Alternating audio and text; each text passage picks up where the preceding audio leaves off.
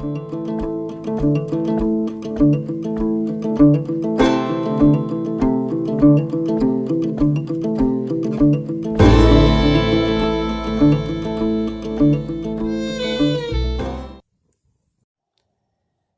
everybody, Jordan here with Lone Oak Survival. So, I want to bring forth attention of all this talk and news about the power grid going down for World War III reasons, EMP attacks, all that kind of crazy stuff, to simply some kind of storms or fluctuating power supply this upcoming year. What can we do as individuals to obtain water on our private property? Again, this kind of is a video a little specified, sorry guys. Mostly for the United States, maybe Europe applies to. I'm not too sure. I've never been to Europe. But I'm going to talk about here in the United States on your private property how you can get water without the power grid. Okay, very simple. 1,001 videos already online about it, but I just want to talk about what I did here. Okay, so that is a PVC well bucket. A very simple process, guys. I'll walk you through from start to finish here. Talk about my baler bucket when we get to it. So from start to finish, say that you don't have a problem with your well system or anything like that, like we did, and this is kind of why I kind of went ahead and built a lot of these. We had one on hand already for our old well, which was a little too big for our current well. So anyways, moving on. Let's start here. Most wells in the United States, as a private well, is going to be anywhere from 4 inches to 5 inches. What do I mean by that? Well, if you go to the wellhead, like you guys see in this picture, you can measure on the inside diameter of the wellhead, okay? Again, on the inside diameter of the wellhead. And it's going to be anywhere from 4 inches up to 5 inches, most likely. Again, that's why I behoove you guys to go out there now, learn about your well system, and build one of these to that system. So, starting off, okay? At a convenient time for you, shut off your well pump, okay? Shut off power to it because I don't want to be getting electrocuted to it. Go find it. I mean, hopefully you found it beforehand or you know where it is. Go to it, clean it off, make sure you don't knock anything in your well water, open up the top, measure the inside diameter like I said. Cool, now you know the inside diameter. Close it all back up, turn it back on, go to town whenever you get free time when you have extra money on hand, and go ahead and buy this, okay? You're going to want a PVC pipe of honestly any length you want. Mine just happens to be 3 foot because most people are saying 3 foot. Holds a gallon. To me, it actually holds roughly about 1.25 gallons, so not too bad. So you got a PVC pipe, got a coupler. I got an adapter for mine because, you know, situation dependent, but adapter from 3 inches down to 1.25 inches. 1.25 male adapter to this check valve, which is 1.25 inches. Now, talking about check valves, you can use a check valve or a foot valve is what I would personally recommend. Yes, they're more pricey than that stupid plumber's rubber. They get a cut out to a perfect circle and drill, you know, some holes into the bottom of the end cap and blah, blah, blah. My dumb ass couldn't figure it out to make it work very well. So I just finally broke down and just bought the $35 freaking part that works great. So that's just me personally. Maybe you're more crafty than me. Now, on check valves and foot valves, there's going to be a little spring in here. Obviously, I already removed mine. Why do you remove the spring? Because the water pressure behind just, you know, static water just sitting there in your well, even if you drop the well bucket down, it might get a little water in there from the force of the bucket and the water, but it's not going to fill it up. The spring's going to remain tight. So remove the spring. That way you have this freedom of movement, right? So when you do that, and this is kind of why I like this design myself, because I have access to all this piping, so I can do whatever I need to do with it. But if I need to do maintenance for this, or on this for whatever reason, I can. It's right here, no big deal. So, obviously you need some Teflon tape to screw this back on. You got to glue this all together. This one isn't done, so I figured this would be an optimal, you know, example for this video. So you can screw it on and off.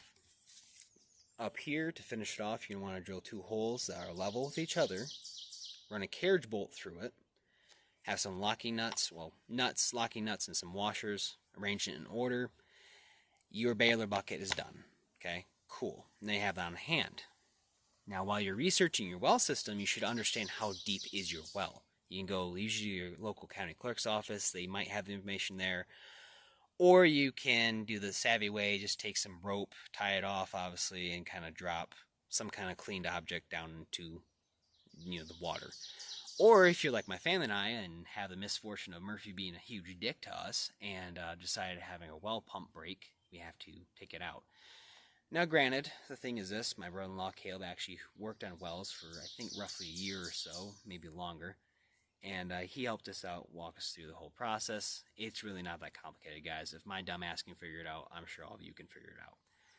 So, again, going back to the well system, right? We knew how deep our well is because we have paperwork saying how deep it is. It's 100 foot down. Cool. Awesome. I can manhandle it out of the whole well system. Granted, my wife has to hang on to the end of it and walk it through the woods without tripping and dying on something. I just kind of pull it up, and it sucks, guys. It's heavy, but, you know, it works. But before you can remove that, okay, again, in this photo you'll see a little circle hole in the middle. Okay, we have a pitless adapter. Okay, that's the wellhead we have. It's a pitless adapter is what it's called. You can build a tool for that. Okay, something like this. Not complicated, guys. It's a T-section there, as you guys can see, little handlebars you can make, a long piece of pipe that's going to be at least 5 foot in length, and you guys can see this, right? Okay, that's not a circle, as you guys can see.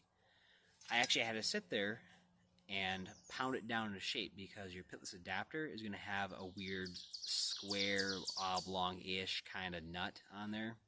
Sounds weirder, but trust me, it's not that complicated.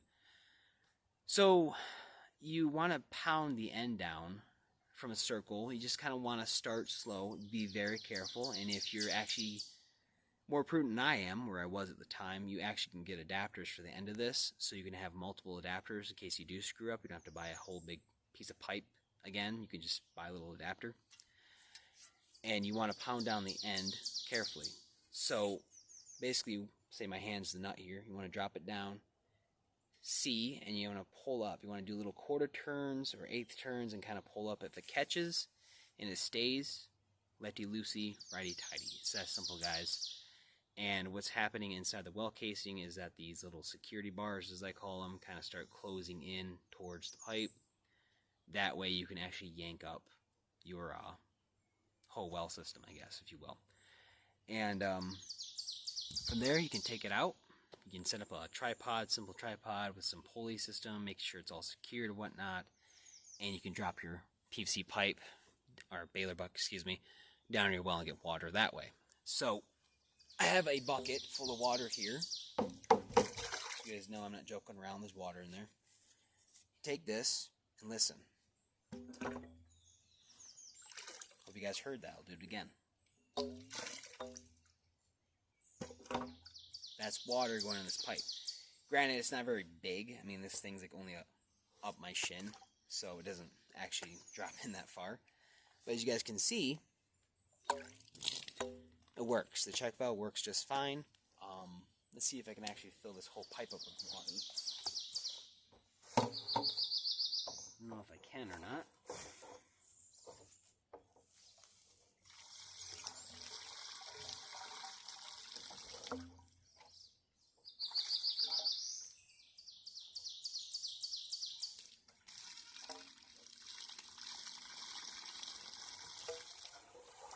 Okay.